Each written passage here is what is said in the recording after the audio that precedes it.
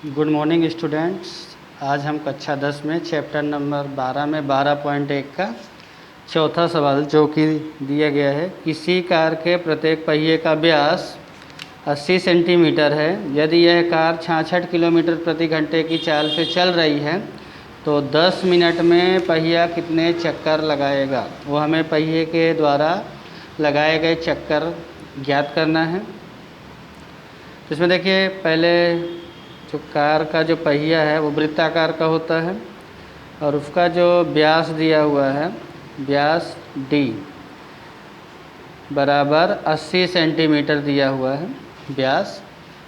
तो त्रिज्या निकाल लेंगे। ये व्यास हो गया, पहिए का व्यास d से दर्शाते हैं व्यास को। तो त्रिज्या निकाल लेंगे तो व्यास बटे 2, तो 80 बटे 2, 2 से काटोगे तो कितना आ जाएगा 40 सेंटीमीटर। ये पहिए की त्रिज्या आ गई। अब पहिए की परिधि निकाल लीजिए। पहिए की परिधि बराबर होता है 2 पाई r। पाई का मान 22 बटे 7 और त्रिज्या का मान 40। 7 से तो 40 ये सब कटेंगे नहीं, तो गुणा कर दीजिए। ऊपर का ऊपर गुणा, 2 का 22 से गुणा होगा 44 गुणे 40 बटे 7। गुणा कर दीजिए, 4 चौक 16, 4 चौक 16 और 1 17। ये जीरो बढ़ जाएगा, बटे में 7 सेंटीमीटर। यह आ गई पहिए की परिधि। मतलब पहिए की परिधि मतलब एक चक्कर में चली गई दूरी। मतलब पहिए की परिधि बराबर पहिए द्वारा एक चक्कर में तय की गई दूरी बराबर ही होती है। तो मतलब कितना है जो आपका ये निकला, 1760 बटे 7 सेंटीमीटर। अब देखिए, इसमें जो है सवाल में कार द्वारा, क्योंकि कार द्वारा 1 घंटे में, 1 घंटे मतलब 60 मिनट,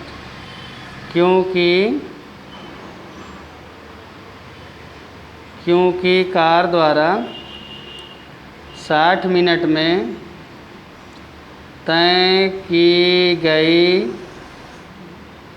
दूरी कितनी है, 66 किलोमीटर। अब किलोमीटर को आपको सेंटीमीटर में बदलना है। तो आपको पता है 1 किलोमीटर बराबर 1000 मीटर होता है और 1 मीटर बराबर 100 सेंटीमीटर होता है। तो अगर आपको सेंटीमीटर में बदलना है 1 किलोमीटर को, तो 1000 गुणे 100, तो ये 3 जीरो ये और 2 जीरो ये बढ़ जाएंगे, इकाई दहाई सैकड़ा, हज़ार, 10,000, लाख, 1 लाख सेंटीमीटर आएगा। तो इसको आपको सेंटीमीटर में बदलना है, तो 66 गुणे 1 लाख, तो 66 लाख आ जाएगा, 66 लाख सेंटीमीटर। तो 60 मिनट में, तो 1 मिनट में कार द्वारा तय की गई दूरी, तो 1 मिनट में निकालोगे तो बटे में 60 आ जाएगा। मतलब 66 लाख बटे में 1 लाख, सॉरी बटे में 60 आएगा, क्योंकि आपको 1 मिनट में निकाल रहे हैं तो 1 घंटे में 60 मिनट होते हैं। तो 66 लाख बटे में 60, जीरो जीरो कट जाएगा। 6 से 6 काटोगे तो 6 कम 6, 6 कम 6 और 4 जीरो, इकाई दहाई सैकड़ा, हज़ार, 10,000, लाख, 1,10,000 सेंटीमीटर आ जाएगा। मतलब 1 मिनट में। तो आपको कितने मिनट में निकालना है, 10 मिनट में। इसलिए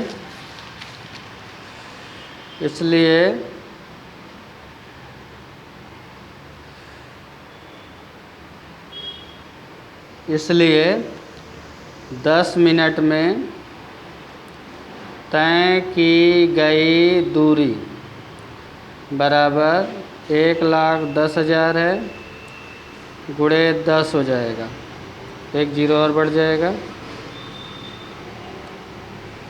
इकाई, दहाई, सैकड़ा, हज़ार, 10,000, लाख, 10 लाख, 11 लाख सेंटीमीटर आ जाएगा। आप पहिए द्वारा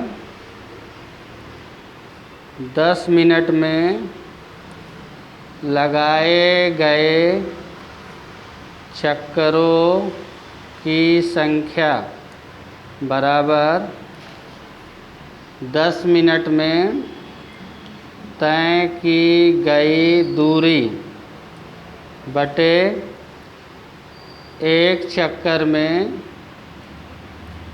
तय की गई दूरी। तो 10 मिनट में आपने पीछे निकाला ही है, 11 लाख आया है आपका, बटे में 1 मिनट में आपने निकाला ही है, मतलब एक चक्कर में 1760 बटे पीछे निकाला ही है 1760 बटे 7 सेंटीमीटर। अब ये 7 ऊपर चला जाएगा तो आपका 11 लाख गुणे 7 बटे 1760, काट दीजिए, 0 0 कट जाएगा, 11 से काट दीजिए, 11 एकम 11, 11 छक्का 66, ये 11 एकम 11 और 4 0, 10,000 आ गया। अब 16 से इसको भाग कर दीजिए, 16 छक्का 96, 4 आया, 16 दूनी 32, 8 आया, 16 पंचे 80, 625। देखिए पहले इसको 0 0 काट दिए, इसके बाद 11 से काटे तो ये 16 आया, 11 से इसको काटे तो 10,000 आया, इसके बाद 16 से इसको भाग करेंगे तो 625, 625 गुणे 7, 7 से गुणा कर दीजिए, 7 पन्ना 35, 3 7 दूनी 14, 14 7 दूनी 14 और 3 17, हाँ फिर 7 छंग 42 और 1 43, 4375 चक्कर लगाएगा। इसका आंसर आ गया 4375। इसका आंसर आप लिखोगे पहिए द्वारा 10 मिनट में 4375 चक्कर लगाए गए। ठीक, ये आपका आंसर आ गया कि पहिए द्वारा 10 मिनट में कितने चक्कर लगाए गए, 4375 चक्कर। अब इसमें 5वां सवाल है 12.1 का, निम्नलिखित में से सही उत्तर चुनिए और अपने उत्तर का औचित्य दीजिए। यदि एक वृत्त का परिमाप और क्षेत्रफल संख्यात्मक रूप से बराबर हैं तो वृत्त की त्रिज्या कितना होगा? 2 मात्रक, पाई मात्रक, 4 मात्रक, 7 मात्रक। देखिए इसमें यदि एक वृत्त का परिमाप और क्षेत्रफल संख्यात्मक रूप से बराबर हैं तो वृत्त का जो परिमाप होता है, परिमाप बराबर वृत्त का क्षेत्रफल, तो वृत्त का परिमाप होता है 2 पाई आर और क्षेत्रफल होता है पाई आर स्क्वायर। अब देखिए दोनों तरफ पाई है, पाई से पाई कैंसिल हो जाएंगे, कट जाएंगे, ये आर से आर कटेगा तो आर आ जाएगा, तो यहाँ 2 बचा और इधर क्या बचा आर, तो आर बराबर कितना आ गया 2 मात्रक या 2 इकाई। इसका ए नंबर जो है आपका सही है। आर बराबर त्रिज्या कितनी है 2 इकाई। तो इसके बाद थोड़ा आप 12.2 समझने के लिए पहले आप थोड़ा त्रिज्याखंड और वृत्तखंड समझ लीजिए, 9th में भी था ये। जैसे त्रिज्याखंड और वृत्तखंड क्या है, जैसे ये वृत्त है, वृत्त में ये केंद्र हो गया ओ, ओ ए और ओ बी 2 त्रिज्याएँ हैं, ये दोनों त्रिज्याएँ केंद्र पर थीटा अंश का कोण बना रही हैं। तो ये जो छोटा वाला भाग है आपका, ये वाला भाग जो है पूरा वो लघु त्रिज्याखंड कहलाएगा, और ऊपर का जो भाग है वो पूरा वो क्या कहलाएगा दीर्घ त्रिज्याखंड। मतलब जैसे आप चाप जानते ही हैं, वृत्त जो होता है, वृत्त में जैसे ये 2 बिंदुओं के बीच ये P बिंदु है, तो ये छोटा वाला जो भाग है A से B तक, मतलब ये चाप कहलाएगा APB। ठीक है ना, वृत्त का चाप जो होता है वो वृत्त का एक भाग ही होता है। ठीक है, तो छोटा वाला भाग है मतलब ये A से B तक, तो APB, ये इसको चाप पढ़ेंगे, क्या पढ़ेंगे चाप APB। ये कौन सा चाप है लघु चाप, जिसमें केंद्र नहीं है। तो लघु चाप द्वारा जो खंड बनेगा वो लघु त्रिज्या खंड बनेगा। और जो ये वाला भाग है आपका ए क्यू बी, बड़ा वाला भाग ए क्यू बी, वो आपका दीर्घ चाप है, या गुरु चाप भी उसको बोलते हैं, दीर्घ चाप या गुरु चाप। ये ए पी बी लघु चाप है और ए क्यू बी दीर्घ चाप है या गुरु चाप है।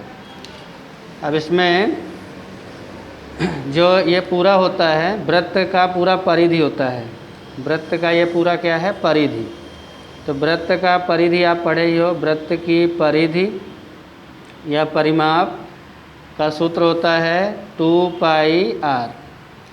अब लघु चाप की अगर आपको लंबाई निकालनी है तो लघु चाप की लंबाई बराबर, इसके लिए देखिए जो सूत्र लगता है, अब जैसे यहाँ पे ये लघु चाप है आपका, यहाँ पे ये देखिए ये त्रिज्याखंड बन गया, तो यहाँ पे जो कोण बनाएगा वो थीटा कहलाएगा। इसका लंबाई निकालने के लिए पाई आर थीटा बटे 180 ये सूत्र हो जाएगा लघु चाप की लंबाई ज्ञात करने के लिए। और अगर आप दीर्घ चाप का ज्ञात करते हो, दीर्घ चाप का लंबाई, तो परिधि में से, परिधि पूरा परिधि है 2 पाई आर, उसमें से लघु चाप का लंबाई घटा देंगे, मतलब पाई आर थीटा बटे 180, मतलब वृत्त की परिधि, पूरा परिधि होता है, परिधि में से लघु चाप की लंबाई, लघु चाप की लंबाई घटा देंगे तो आंसर आ जाएगा। ठीक, मतलब आपको क्या करना है 2 pi R minus pi R theta बटे 180। तो ये आप, ये लघु चाप की लंबाई के लिए सूत्र है और ये आपका दीर्घ चाप की लंबाई के लिए सूत्र है।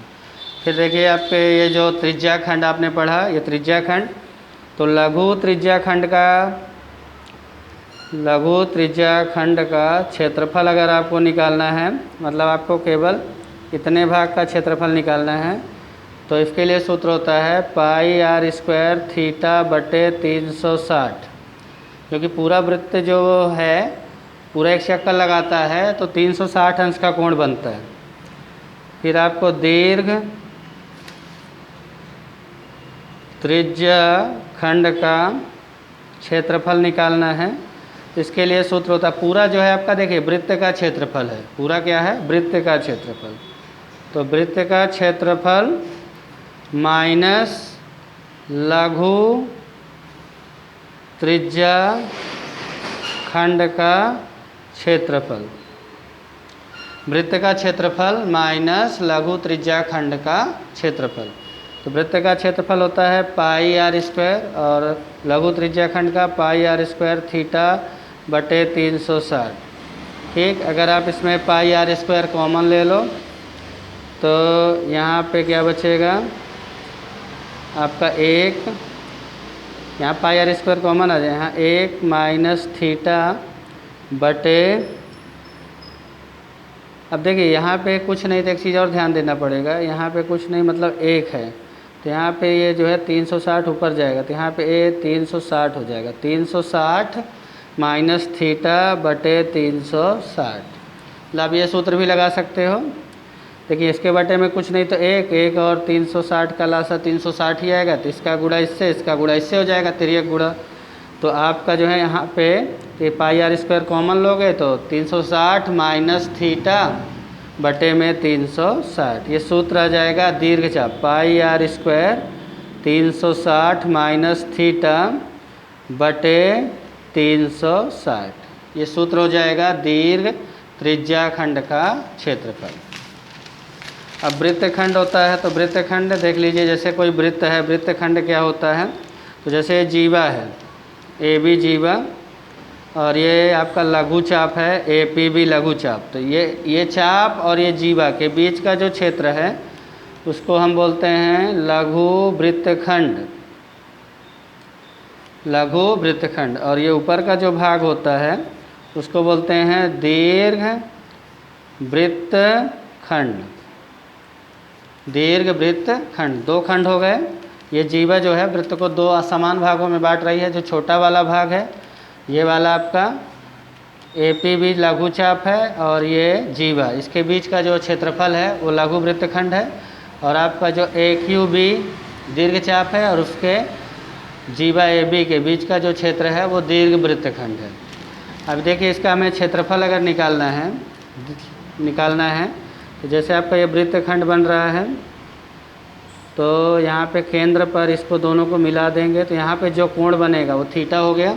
तो ये पूरा भाग जो है ये पूरा लघु त्रिज्या खंड कहलाएगा। उसमें ये त्रिभुज का जो क्षेत्रफल है वो घटा देंगे तो ये वाले भाग का क्षेत्रफल निकल आएगा। तो इसमें आपको लघु वृत्तखंड का क्षेत्रफल बराबर लघु त्रिज्य खंड का क्षेत्रफल माइनस त्रिभुज ओ ए बी का क्षेत्रफल।